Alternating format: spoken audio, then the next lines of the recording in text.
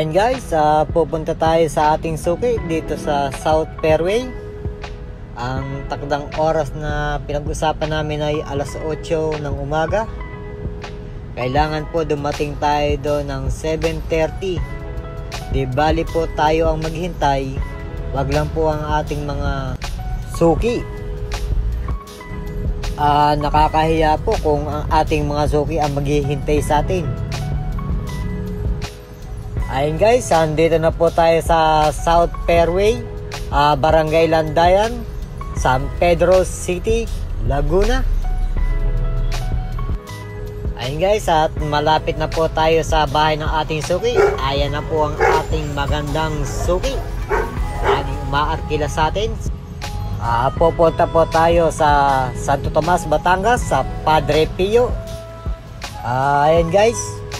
Yan po yung entrance na papasok sa simbahan ng Padre Pio.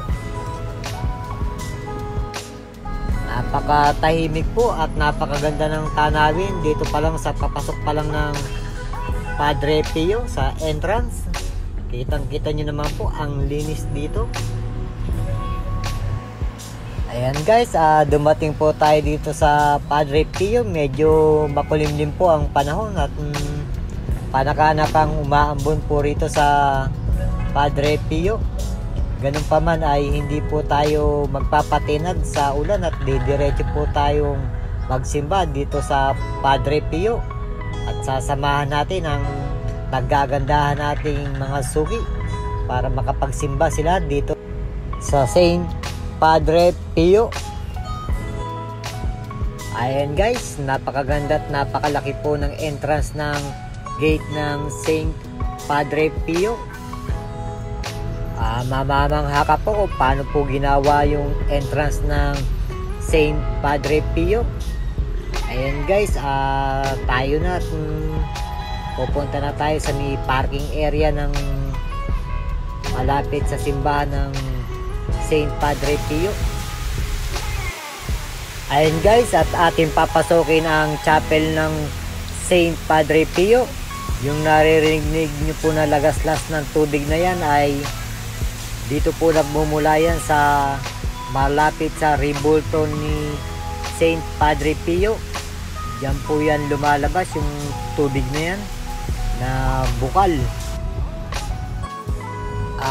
Tara guys, at ako inyong samahan at tayo mag-ikot-ikot dito sa paloob ng Saint Padre Pio.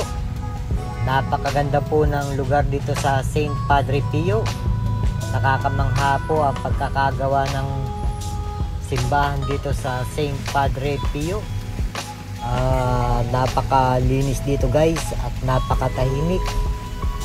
Tamang-tama kung kayo po ay magsisimba, dito po kayo pumunta sa Padre Pio, Santo Tomas, Batangas. Napakaluwag po ng simbahan dito sa Saint Padre Pio. Kahit isama niyo po ang buong pamilya para magsimba dito sa Saint Padre Pio, hindi po kayo magsisiksikan. Napakaluwag po. At hindi rin po kayo maiistorbo sa inyong pagdarasal at pagtawag sa ating Diyos Ama at Diyos Anak at Diyos Espiritu Santo.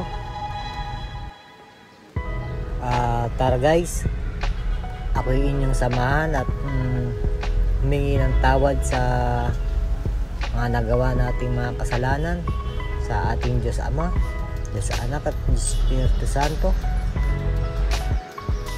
at sa mga taong nagawa natin ng pagkakasala. O Panginoong kong Hesukristo, sana po ako inyong mapatawad sa aking mga pang-araw-araw na gawang kasalanan sa aking mga kapwa-tao. Ayan guys, sa loob tayo ng simbahan ng Saint Padre Pio. Napaka-detalye po ng loob ng simbahan ng Saint Padre Pio.